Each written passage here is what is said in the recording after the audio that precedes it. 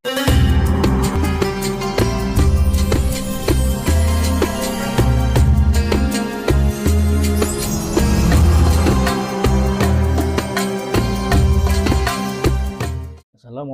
warahmatullahi wabarakatuh. Alhamdulillah syukurillah, Allahumma sholli ala sayyidina Muhammadin wa ala alihi wa sahbihi wa barik wasallim ajma'in.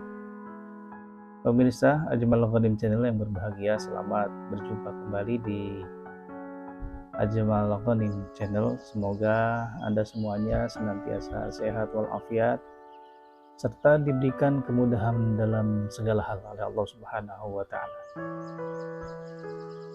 Para pemirsa Ajmal Ghanim yang berbahagia, para wali santri, para orang tua yang mempunyai anak-anak yang sedang menimba ilmu di lembaga pendidikan, khususnya di lembaga pendidikan yang bersifat boarding, yang bahwa anak kita titipkan di tempat tersebut dan 24 jam berada di lembaga pendidikan.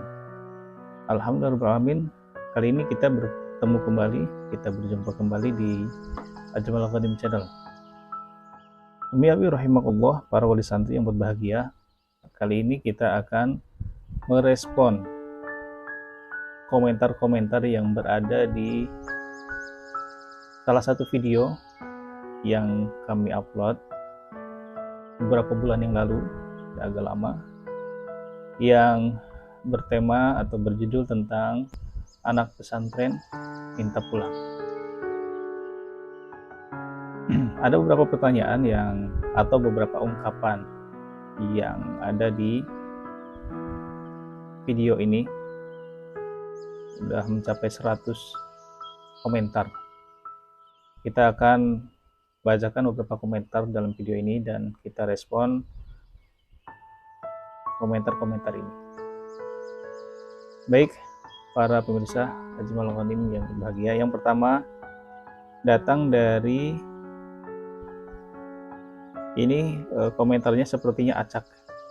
Nah, kita tidak apa-apa, kita bacakan secara acak saja, karena sesuai dengan yang ada terlihat oleh kami di layar gadget ini ya.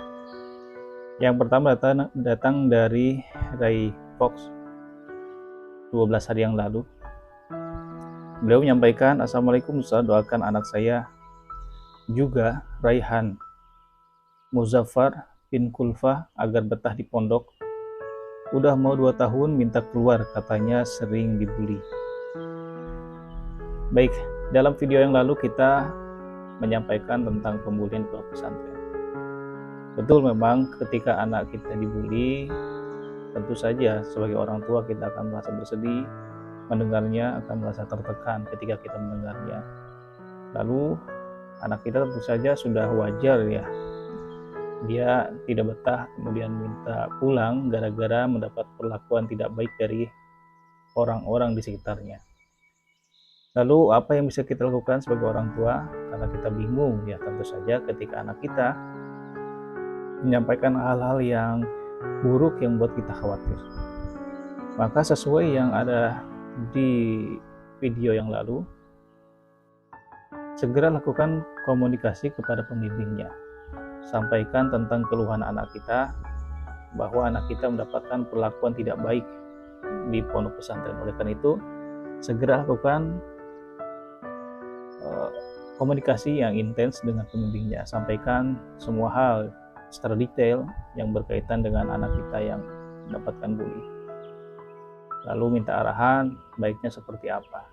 Sebab kondisinya sekarang anak kita tidak stabil psikologisnya.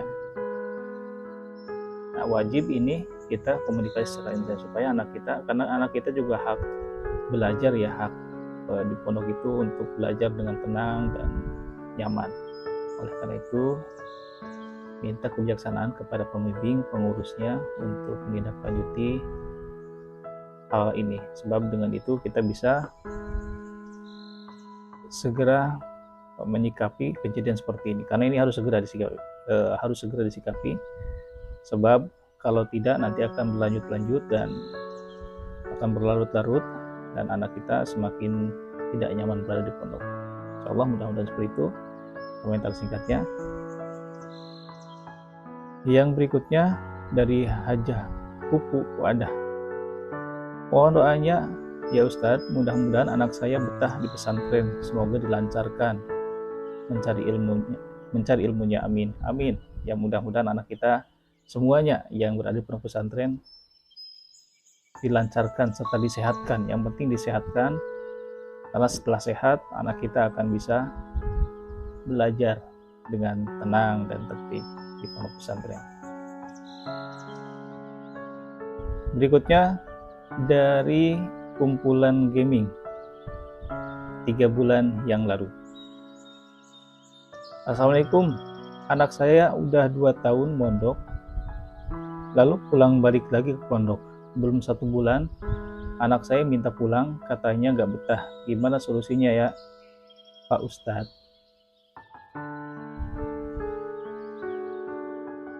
Baik, jadi memang problem ini banyak terjadi kepada anak-anak kita ya, khususnya anak-anak yang mondok, yang mentalnya betul-betul belum siap, ataupun kadang-kadang ada hal-hal yang di pondok pesantren yang bisa membuat anak kita menjadi tidak betah.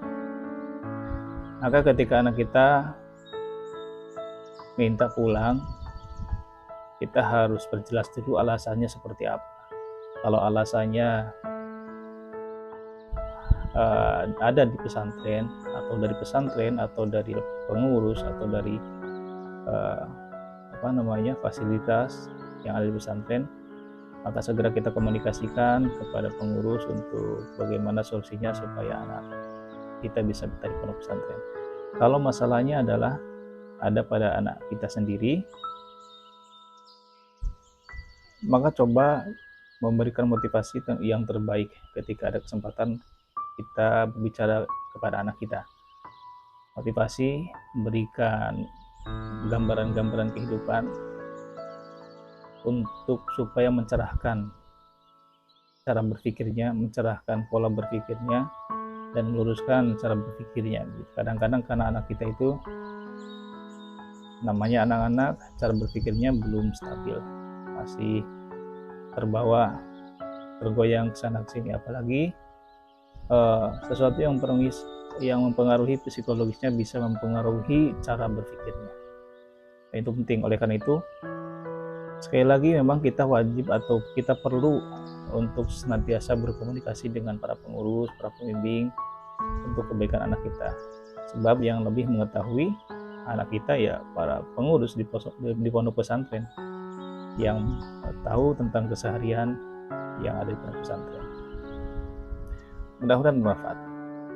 Berikutnya dari Mastur Aja 5 bulan yang lalu. Mohon doanya ya, semoga anak saya betah dan sehat. Kalau anak saya habis liburan pasti minta berhenti. Umur 7 tahun, sudah mau 1 tahun. Amin, mudah-mudahan anak kita semuanya sehat walafiat dan betah. Ya, kalau anak kita sudah sehat, insya Allah jalan menuju betah akan lebih mudah. Kalau anak kita sudah sakit-sakitan, biasanya akan juga mempengaruhi kepada psikologisnya, sehingga kemudian mempengaruhi rasa betah juga di pondok pesantren kalau anak kita sakit-sakitan. Oleh karena itu kita semuanya senantiasa berdoa semoga anak-anak kita sehat walafiat, sehingga kemudian lancar semua kegiatan yang dilakukan di pondok pesantren. Kemudian berikutnya dari Karni Sukarni 3 bulan yang lalu. Ustadz mau tanya, anak saya udah 1 tahun tapi kali sakit pasti minta pulang. Kalau nggak sakit, aktif ikut kegiatan, hampir sebulan sekali sakit panas. Apakah itu bisa kena mentalnya Ustadz? Mohon jawabannya ya Ustadz. Baik, terkadang kalau anak kita sakit memang kondisi jiwanya sedang lemah, badannya juga lemah, kemudian kondisi jiwanya juga lemah. Ketika tidak ada yang menguatkan, maka rentan untuk merasa berkecil hati dan bersedih gitu. Sehingga kemudian manusiawi, wajar kalau minta pulang Karena barangkali di rumah tentu saja berbeda ketika sedang sakit, pasti ada yang merawat orang tua. Kasih sayang orang tua tentu saja berbeda dengan kasih sayang teman-teman dan pengurus yang ada di pondok pesantren, tentu saja berbeda. Oleh karena itu ketika anak kita sakit dan rindu rumah itu sangat wajar sekali. Kalau sakitnya rutin sebulan sekali, maka segera komunikasikan kepada pengurusnya, kepada para pengurus, para pembimbingnya, apa yang terjadi, kemudian kenapa sampai terjadi begitu. Lalu kalau sudah tahu masalahnya, baru kita cari solusinya secara bersama-sama.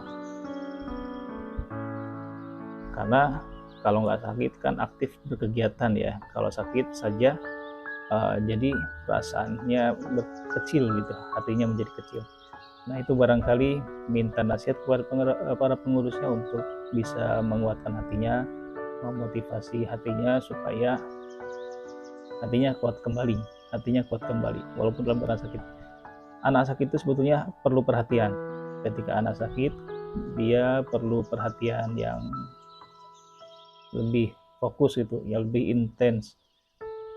Karena di rumah tentu saja mendapat perhatian khusus kalau sedang sakit ya. Oleh karena itu di pondok pesantren juga kadang-kadang anak juga hanya perlu perhatian. Kalau sudah diperhatikan oleh pengurus atau temannya atau bagian petugas kesehatannya, insya Allah akan lebih nyaman ketika anak kita sedang sakit.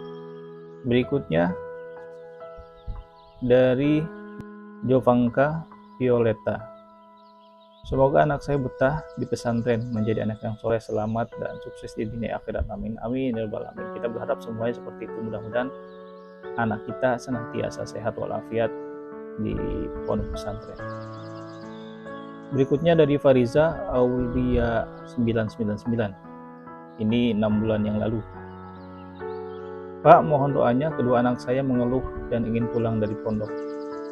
Allah, kita selalu doakan semua anak-anak yang berada di pondok pesantren untuk senantiasa istiqomah dan tabah dalam perjuangan belajar di pondok pesantren. Karena tentu saja ketika perjuangan belajar di pondok pesantren itu yang diperlukan adalah istiqomahan dan kesabaran, karena pasti akan ada tantangannya dalam belajar, khususnya di pondok pesantren. Tentu akan banyak tantangan yang dihadapi. Oleh karena itu juga kita berharap semuanya bisa istiqomah dan Allah berikan ketambahan kesabaran dalam hatinya supaya kemudian bisa istiqomah dalam belajarnya. Berikutnya dari ARFZ 2 bulan yang lalu. Assalamualaikum warahmatullahi wabarakatuh. Pak Ustadz, saya kan baru 2 SMP. Kalau mondok terus sampai berapa tahun ya kalau segitu? Nah ini apakah santrinya atau orang tuanya kalau begini? Assalamualaikum Pak Ustadz, saya kan baru 2 SMP. Kalau mondok terus sampai berapa tahun ya kalau begitu? Oh, ini sepertinya dari anak santri atau anak sekolahnya. Mondok itu sebetulnya ya semakin lama semakin baik, karena pendidikan karakter itu perlu waktu gitu. Membentuk karakter itu perlu waktu. Semakin lama di pondok semakin baik, apalagi di zaman sekarang ini di mana di dunia luar sudah tidak terkendali. Zaman globalisasi, zaman saat ini zaman media, zaman teknologi yang sudah berkembang pesat sehingga kemudian informasi-informasi bisa diakses begitu mudah. Budaya-budaya sudah bercampur baur, campur aduk. Oleh karena itu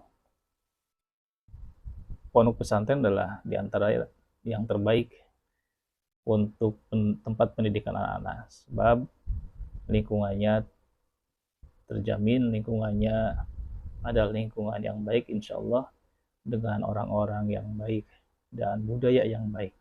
Oleh karena itu semakin Anda banyak lama di pondok pesantren semakin baik untuk kebaikan, khususnya untuk pendidikan karakter.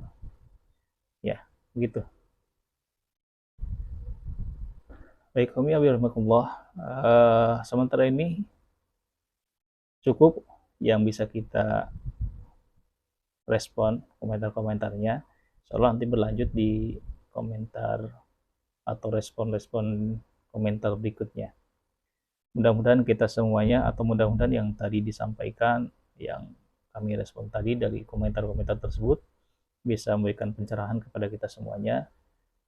Dan catatannya adalah bahwa kita harus senantiasa berkomunikasi dengan para pembimbing pengurus terkait anak kita, khususnya anak-anak kita yang mempunyai problem-problem di pondok pesantren yang mempengaruhi keistiqomahannya di pondok pesantren. Sebab jika kita hanya mengandalkan anak kita untuk berkembang sendiri, itu tidak bisa. Oleh karena itu harus ada dukungan dari dua elemen, yaitu dari pihak pondok pesantren juga dari pihak orang tua. Harus saling mendukung, saling komunikasi, dan saling memberikan support. Oleh karena itu jalinlah komunikasi yang baik dengan para pengurus, dengan adab yang baik, dengan akhlak yang baik, tidak memojokkan, tidak saling menjudutkan. Mudah-mudahan Allah Subhanahu wa taala memberikan kemudahan kepada kita semuanya, khususnya dalam membimbing anak-anak kita menjadi anak-anak yang soleh soleh. Amin ya rabbal alamin.